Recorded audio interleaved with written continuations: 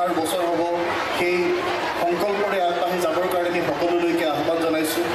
অসমৰ জাতীয় জীৱনৰ সমৃদ্ধিৰ প্ৰতীক, অসমৰ জাতীয় জীৱনৰ সাহসস্বৰূপ বহাগক উদযাপনৰ এই বাকৰিত উপস্থিত প্ৰতিগৰাকী অসমীয়া মানুহৰ হৃদয়ত থকা বিহুৰ প্ৰতি থকা শ্ৰদ্ধা আৰু আপোনালোক সকলোৰে বিহুৰ প্ৰতি থকা যিটো আস্থা, সেই আস্থাক সাৰথি কৰি অসমীয়া জাতিটোৱে আহিব লগা দিনত নতুন দিগন্তৰ সন্ধান কৰিব লাগিব। এই কথা বতৰাবিলাক এই সময়ত আলোচনা কৰাৰ সময় নহয়।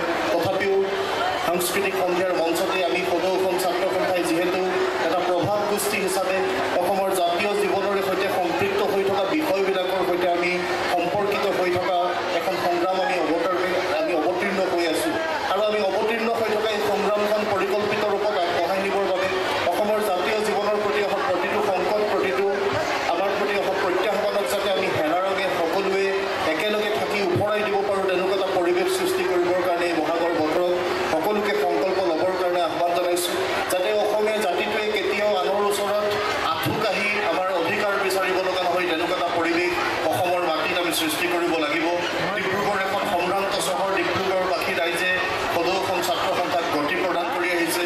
সদৌ অসম ছাত্ৰ সন্থাক দীৰ্ঘ সময় ডিব্ৰুগড়ে নেতৃত্ব দিছে আৰু আমি আশা কৰিম যে প্ৰতিগৰাকী ডিব্ৰুগড়বাসী ৰাইজৰ অভিভাৱকত্বৰে সদৌ ডিব্ৰুগড় ছাত্ৰ সন্থাই, সদৌ ডিব্ৰুগড় জিলা ছাত্ৰ সন্থাই এই জিলাখনৰ উন্নয়নৰ কাৰণে, উন্নতিৰ কাৰণে, অসম মাতৃৰ সেৱাত আমি সকলো নিয়োজিত হ'বৰ কাৰণে আমি সংকল্পিত হৈ আগবাঢ়ি যাবৰ কাৰণে সক্ষম হ'ম। বহাগৰ বতৰ মূলতঃ কৃষিভিত্তিক এই উৎসৱক কেন্দ্ৰ কৰি অসমৰ জনজীৱনৰ যি সাহস আগবাঢ়ি যায়, অসমৰ জনজীৱনে যি বাটেৰে আগবাঢ়িব খোজে সেই বাটেৰে আগবাঢ়ি যোৱাৰ ক্ষেত্ৰত বহাগে আমালৈ নতুন সমৃদ্ধিৰ বতৰা লৈ আহে আৰু এই বহাগৰ বতৰত আমি প্ৰত্যেকে উপলব্ধি কৰা উচিত বিহুৰ মূল যি শিপা, এই শিপাৰে সৈতে সম্পৃক্ত হৈ থকা মূল ধাৰণা, আমাৰ ৰীতি নীতি, আমাৰ যিবিলাক চহা জীৱনৰ সৈতে সম্পৰ্কিত বিষয়, এই গোটেই বিষয়সমূহ প্ৰজন্মৰ পৰা প্ৰজন্মলৈ বোৱাই নিয়াৰ লক্ষ্যৰে সদৌ অসম ছাত্ৰ সন্থাই আমি কাম কাজ কৰি আহিছোঁ আৰু সদৌ ডিব্ৰুগড় ছাত্ৰ সন্থাৰ এই প্ৰয়াসো তাৰে আমাৰ যি পৰিকল্পিত সাংস্কৃতিক সংগ্ৰাম, এই সংগ্ৰামখনৰ এটা অংশ। সদৌ অসম ছাত্ৰ সন্থাই অসমৰ বিভিন্ন প্ৰান্তত আমি এনেধৰণে বিহু উদযাপন কৰোঁ, আমি বিহুৰ কৰ্মশালা অনুষ্ঠিত কৰোঁ আৰু বিহু কৰ্মশালাসমূহৰ যোগেদি আমি নতুন প্ৰজন্মক বিহুৰ যি বিহু নাচ, ঢোল বাদন, পেঁপা বাদন, আন যিবিলাক বিহুৰে সৈতে সম্পৃক্ত হৈ থকা বিষয়, সেই বিষয়সমূহৰ সৈতে আমি চিনাকি কৰি দিয়াৰ এটা প্ৰয়াস অব্যাহত ৰাখিছোঁ আৰু এই প্ৰয়াসটোক অসমবাসী ৰাইজে অভিভাৱকত্ব দি আহিছে আৰু আমি বিচাৰিম যে পৰিকল্পিত ৰূপত এই গোটেই যাত্ৰাটোক আগবঢ়াই নিব লাগিব। এই যাত্ৰাটো আগবঢ়াই নিয়াৰ ক্ষেত্ৰত আমি প্ৰতিগৰাকী অসমীয়া মানুহৰ হৃদয়ত বিহুৰ প্ৰতি এটা উপলব্ধি বিচাৰোঁ যে বিহু প্ৰকৃতাৰ্থত কি, বিহুৰ দিনটোত পুৱাই জ্যেষ্ঠজনক সেৱা লৈ বিহুৰ দিনা ঘৰৰ পৰা ওলাই অহাৰ আশীৰ্বাদ লৈ গোটেই বছৰটো কুশলে যোৱাৰ যি পৰিকল্পনাৰে অসমবাসী ৰাইজে আগবাঢ়ি যোৱাৰ এটা চিন্তা কৰে, সেই চিন্তাটো আমি সকলোৰে মাজত থৈ যাব লাগিব। এতিয়া এনেকুৱা এটা পৰ্যায় পাইছেগৈ যে বিহুৰ দিনটোত আমি বিহুৰ দিনা পুৱা কেনেকৈ ওলাই যাওঁ, সেই ওলাই যোৱাৰ সময়ত আমি জ্যেষ্ঠজনৰ প্ৰতি আমাৰ যি শ্ৰদ্ধা জনাব লগা পৰিৱেশ, সেই পৰিৱেশবোৰ ক'ৰবাত নহয় ক'ৰবাত নোহোৱা হৈছে আৰু বিহুৱে বিৱৰ্তনৰ বাটেৰে বাট তুলিছে। স্বৰ্গদেউৰ বাটচৰা অতিক্ৰম কৰি বিহুৱে আহি মঞ্চ পাইছেহি আৰু মঞ্চ পোৱাৰ লগে লগে বিহুত এতিয়া এনেকুৱা এটা ধামখুমীয়াৰ সৃষ্টি হৈছে। প্ৰত্যেকখন বিহু মঞ্চই বিহু অনুষ্ঠিত কৰিবলৈ যাওঁতে এনেকুৱা এটা প্ৰতিযোগিতাত অৱতীৰ্ণ হৈছে, যি প্ৰতিযোগিতা অসমৰ জাতীয় জীৱনৰ বাবে এটা দুঃস্বপ্নস্বৰূপ আৰু প্ৰত্যাহ্বান স্বৰূপ। প্ৰত্যেকখন বিহু মঞ্চৰ মাজত প্ৰতিযোগিতা চলে যে কোনগৰাকী গায়ক বা গায়িকাক নিমন্ত্ৰণ দিয়া হ'ব, কোনগৰাকী খ্যাতনামা গায়ক গায়িকাই অনুষ্ঠান পৰিৱেশন কৰিব আৰু নিশা 12, 12:30 বজাত তেওঁলোকে অনুষ্ঠান পৰিৱেশন কৰিবলৈ উঠি 1.5 পৰা 2 ঘণ্টা সময় অনুষ্ঠান পৰিৱেশন কৰাৰ বিনিময়ত উদ্যোক্তাসকলে বহু কষ্টৰে মানুহৰ ওচৰত হাত পাতি পাতি যোগাৰ কৰা যিবিলাক আমাৰ অনুদানৰ টকা, সেই টকাৰ ডাঙৰ টুকুৰা দিব লাগিব। বিহু কেতিয়াও তেনেকুৱা নাছিল। সুধাকান্ত ডক্টৰ ভূপেন হাজৰিকাই গীতৰ মাজেৰে কৈ গৈছে, বহাগ এটি বিহু নাম নহয়, বিহু গীত নহয় যে ইয়াক বিনাই বিনাই গাই থকা যাব। বহাগ হ'ল সৃষ্টিৰ দলিল, যিটো সূৰ্যৰ জ্যোতিত পায় বুলি তেখেতে কৈ গৈছে আৰু সেই তেখেতৰ যি বাক্য, সেই বাক্য সৰুগত কৰি অসমৰ জনজীৱন আগবাঢ়িব লাগিব। আমি বিহু মঞ্চসমূহে প্ৰতিযোগিতা এনেকুৱা ধৰণে কৰিবলৈ যাওঁতে চাব লাগিব যে আমি এগৰাকী গায়ক বা গায়িকাক নিমন্ত্ৰণ দিম, 12 লাখ টকাৰ পৰা 13 লাখ টকা মাননি দিম, তেওঁ 1.5 ঘণ্টা সময় অনুষ্ঠান পৰিৱেশনৰ নামত আমাৰ মাজত বিভিন্ন ধৰণেৰে তেওঁ নিজৰ যিখিনি ক'ব লগা কৰিব লগা কাম কাজ কৰি যাব। কিন্তু তাৰ সমান্তৰালভাৱে আমি গুৰুত্ব দিব লগা বিষয়বিলাক হৈছে এই যে ঢোল বাদন শিকা ল'ৰা ছোৱালীকেইটা, পেঁপা বাদন শিকা ল'ৰাকেইটা, এই যে বিহু নাচত কৰ্মশালাত অংশগ্ৰহণ কৰা কণ কণ ছাত্ৰীকেইগৰাকী, তেওঁলোকৰ যিটো আমাৰ পাৰিবেশ্য কলাটোক লৈ আগবাঢ়িব খুজিছে।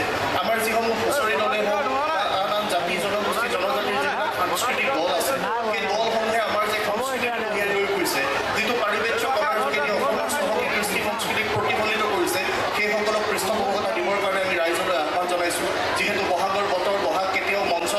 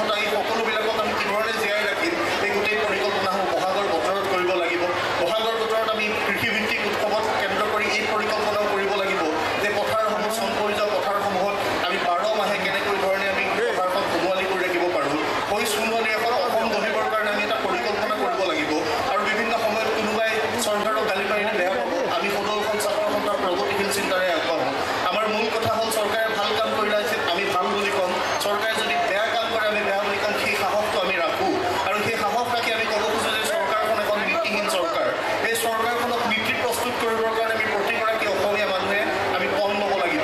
যিহেতু গণতান্ত্ৰিক দেশত আমি বসবাস কৰোঁ, গণতান্ত্ৰিক দেশত ৰাইজে ৰজা। চৰকাৰক নীতি প্ৰস্তুত কৰাই এনেকুৱা এটা পৰিৱেশৰ মাজলৈ আনিব লাগিব যে আমাৰ পথাৰসমূহ 12 মাহে সেউজীয়া হৈ থকাকৈ, শস্যৰে নদন বদন হৈ থকাকৈ আগবঢ়াই নিব পৰাকৈ তাত পৰিকল্পনা লাগিব। সেই পৰিকল্পনা প্ৰস্তুত কৰিবৰ কাৰণে বিয়াগুণ বিভাগ আছে। এই বিভাগসমূহে কেনেকৈ নীতি প্ৰস্তুত কৰি আমাৰ নিবনুৱা যুৱক যুৱতীসকলক হতাশাগ্ৰস্ত নহয়, কৃষিৰ মাধ্যমেৰেও যে কৃষি বিপ্লৱৰ সেউজ বিপ্লৱৰ মাজেৰেও যাতে নিজক প্ৰতিষ্ঠা কৰাৰ এখন সংগ্ৰামত অৱতীৰ্ণ কৰাব পাৰে, সেই চিন্তাটো আমি সকলোৰে মাজলৈ গুৱাই দিব লাগিব। উদ্যোগ বাণিজ্যৰ ক্ষেত্ৰত সকলোৱে আমি বিভিন্ন সময়ত কৈ থাকোঁ যে উদ্যোগ বাণিজ্য হ'ব লাগিব।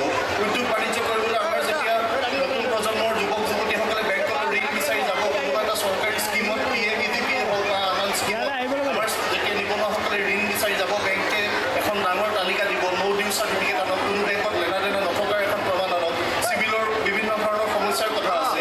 চৰকাৰে এটা বিষয় ঠিক কৰি ল'ব লাগে যে চৰকাৰে এটা কিয় প্ৰতিষ্ঠান স্থাপন নকৰে, যি প্ৰতিষ্ঠানৰ যোগেদি উদ্যোগীসকলক এই বেংকৰ যিবিলাক ঝামেলা, এই ঝামেলাবিলাক নোহোৱাকৈ, আহুকালৰ সন্মুখীন নোহোৱাকৈ, ৰঙা ফিটাৰ মেৰপেচ নোহোৱাকৈ যাতে আমাৰ উদ্যোগীসকলে ঋণৰ সুবিধা পোৱাকৈ, এই ঋণৰ জৰিয়তে তেওঁলোকে উদ্যোগ স্থাপন কৰিব পৰাকৈ কিছু পৰিকল্পিত নীতি চৰকাৰখনে ঠিক কৰিব লাগিব। শিক্ষাৰ ক্ষেত্ৰত ছাত্ৰ ছাত্ৰীসকলে যুৱ সাপেক্ষ শিক্ষাৰে শিক্ষিত দীক্ষিত হোৱাৰ লগতে এই স্থানতে সংস্থাপনমুখী হ'ব পৰাকৈ ইয়াত বিভিন্ন ধৰণৰ অনুষ্ঠান প্ৰতিষ্ঠান স্থাপনৰ ক্ষেত্ৰত চৰকাৰে নীতি গ্ৰহণ কৰিব লাগিব। আৰু নীতি প্ৰস্তুত কৰোৱাৰ ক্ষেত্ৰত আমাৰ প্ৰত্যেকৰে হাতত শক্তি আছে। নতুন প্ৰজন্মৰ প্ৰত্যেকেই ইণ্টাৰনেট ব্যৱহাৰ কৰে, ছ'চিয়েল মিডিয়া ব্যৱহাৰ কৰে। এতিয়া সকলো কাম আমি ৰাজপথত সংগ্ৰাম কৰিব লগা নহয়। আমি যদি ছ'চিয়েল মিডিয়াটো এই গোটেই সংগ্ৰামখন আগবঢ়াই নিব পাৰোঁ, চৰকাৰৰ দৃষ্টিগোচৰ কৰিব পাৰোঁ, চৰকাৰক আমি জবাবদিহি কৰিব পৰা শক্তি জনসাধাৰণৰ হাতত আছে।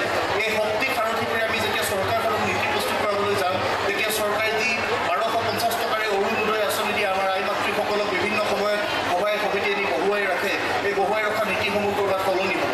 1250 টকা ৰাজহুৱা ধৰণে হিতাধিকাৰীসকলক দিছে, তাত আমাৰ বেয়া পাব লগা একো নাই। কিন্তু 1250 টকাটোৰ সলনি আজিৰ তাৰিখত শ্ৰমিকৰ ন্যূনতম মজুৰি কিমান, সেই কথাটো ঠিক কৰি যদি নিবনুৱাসকলক ভাত্তা দিয়াৰ ব্যৱস্থা কৰা হয়, নতুন প্ৰজন্মৰ যুৱক যুৱতীসকলক পৰিকল্পিতভাৱে আগবাঢ়ি যাব পৰাকৈ তেওঁলোকক আমি UPSC APSC তেওঁলোকে যাতে সফলতা অৰ্জন কৰিব পাৰে, তেনেকুৱাকৈ গঢ়ি তুলিব পৰাকৈ চৰকাৰৰ ওচৰত নীতিৰ প্ৰস্তুতৰ প্ৰয়োজনীয়তা আহি পৰিছে। এই গোটেই বিষয়বোৰ ৰাইজে ভাবিব লাগিব, এই গোটেই বিষয়বোৰ ৰাইজে আগবঢ়াই দিব লাগিব।